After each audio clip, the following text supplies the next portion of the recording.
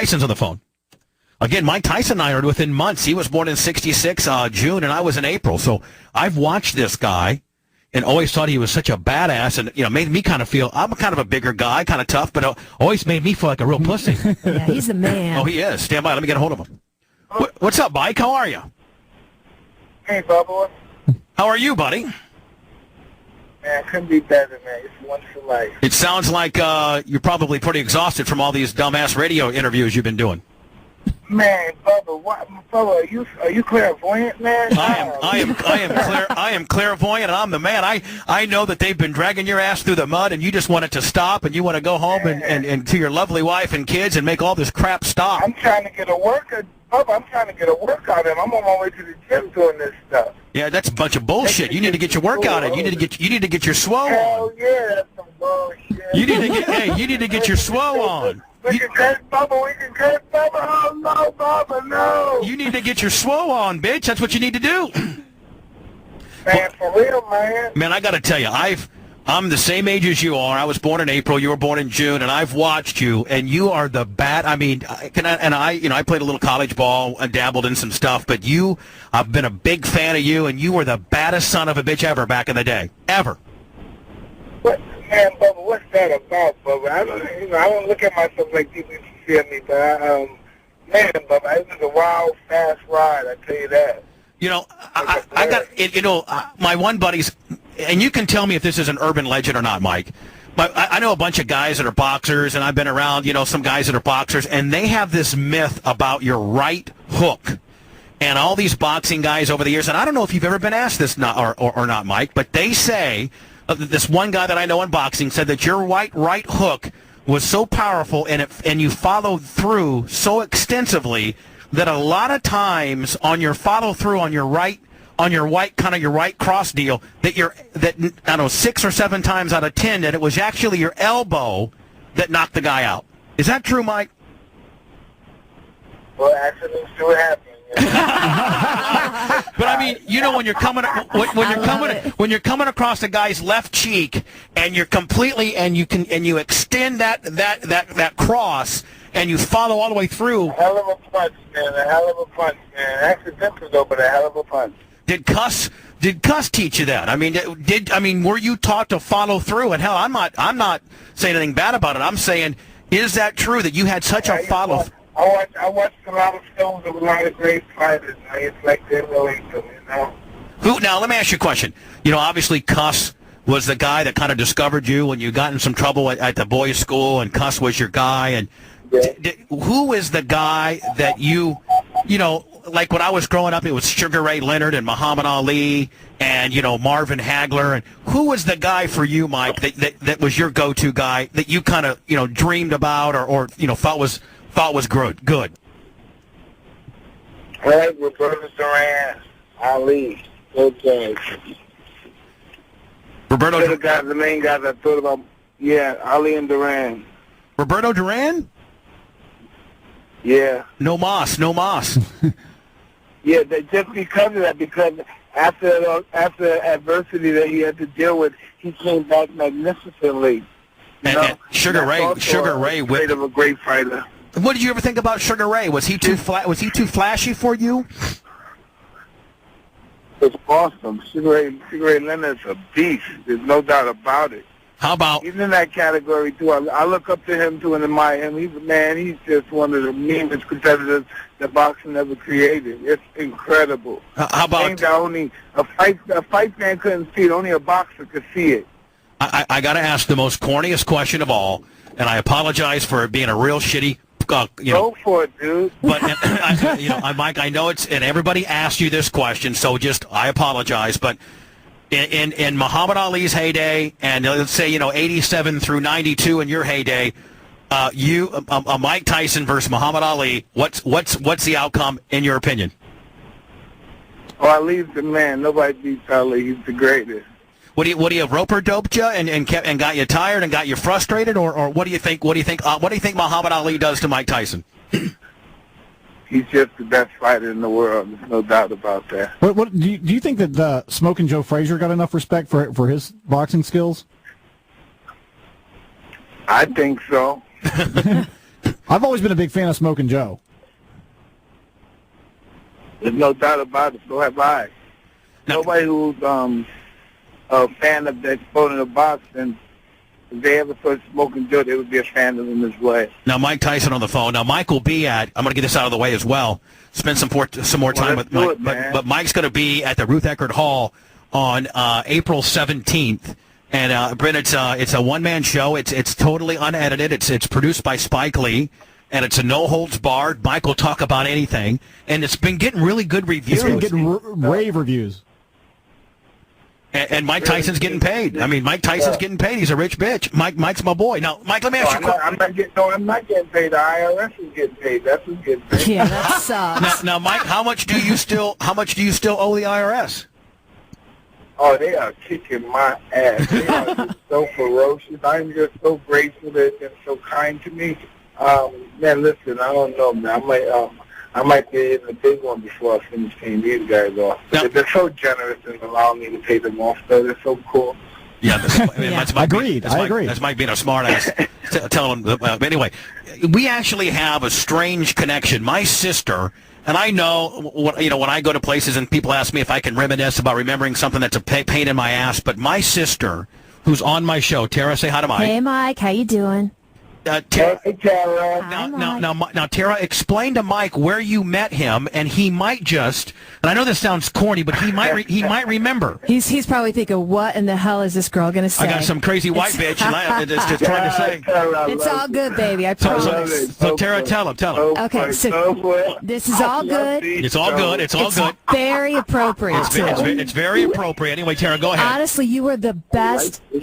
I was a fan, but after meeting you, I was a bigger fan. So tell him where. So 2 years ago, I got married in Vegas. It was in February, and you were signing at a memorabilia shop in Planet Hollywood in the shops. And so we got married at noon, and we hauled ass to make it to meet you. And we were literally the last people in there. I came in, the whole wedding entourage. I had the dress, the veil. You stayed, like you were getting ready to wrap it up, and they said, no, Mike, there's a couple more people. They want to get their picture taken and meet you. And you were so cool. We come around the corner. You thought that they were BSing when they're like, we got a chick in a wedding dress. And you're like, yeah, right. I come around the corner. You're standing behind this, curtain, and you looked at me and just started laughing. You're like, I cannot believe you cut your wedding short to come here. I'm like, I had to meet you.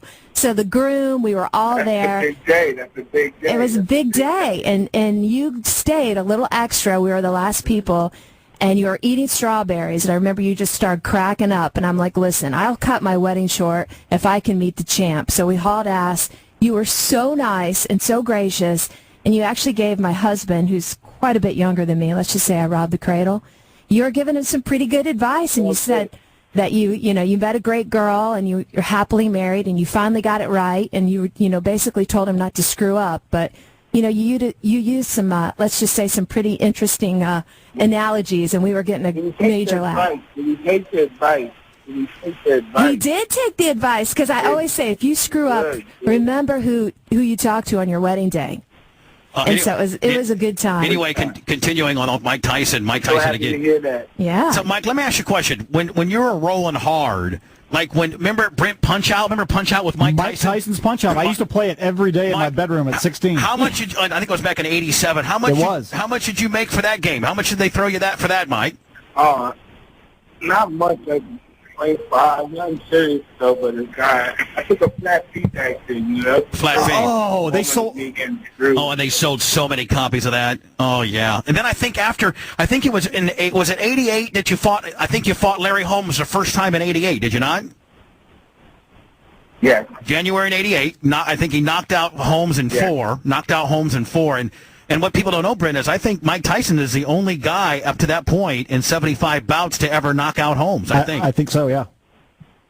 I can't wait to see his show. I was lucky. And then I think they took on... The show is very good. Tell us about the show that we can see on the 17th at Ruth Eckerd. Tell us, Mike. Well, it's going to be a collection of dynamic stories that you know about, but you don't know the underlying story about them, and it's just... Man, it's just as good. I had 3 days in Los Angeles. It was packed. Everybody came out. And the comedian Jeffrey Ross, he had said, "Man, you're one of us now," and I was just very, very honored by that. Did you guys see the Mike? Did you guys see the Charlie Sheen roast with Mike, Brent? Yes. That was awesome. I loved it. I thought that was brilliant, Mike. And William Shatner was scared, and everybody was scared of Mike. They were afraid to roast on Mike, but a couple of them brought it, did they not? Yeah. It was okay. I like they're my friends, so it wasn't no big thing. I could have really got Charlie real good, but I didn't want to do that to him. I know. Yeah, you could have gone there with him. Mike Tyson on the phone. Oh, I could have went really deep. I could have went so deep, no one would know how deep. But I couldn't do that shit. So Mike, let's talk about probably another topic that sucks, and that's Don King. You know, how much did Don how much did he rip from you over the years? I don't know, tons of it, dude, tons of it. I mean, are you and him friendly? Do you ever see him out and about at various fights? You know. Well, I'm not angry at anybody. I'm just living my life on life terms. I have an awesome life with my wife and kids. I'm not going to risk that for being angry at somebody or hitting somebody. This is really the best it gets right here, and nobody's worth it. And then moving on to Brent, I think it was in '90. You know, Mike, they tried to say that when you fought Buster, you know, that we out of shape. But, you know, if I remember right, you know, weren't you only like about 2 pounds, you know, heavier than when you beat Spinks 20 months earlier? And so, I mean, it wasn't the fact that you were out of shape. I don't know how much I weigh. Like, weight doesn't matter how much you weigh. Weight is nothing. I always wasn't psychologically prepared. Yeah, I saw an interview with you, Mike, and you said that you were living like, you know, Julius Caesar and having sex with Japanese girls and getting fed grapes. That's what happened. That's kick-ass. Yeah, I was just young, man. Now, whatever happened to He's a wild dude, huh?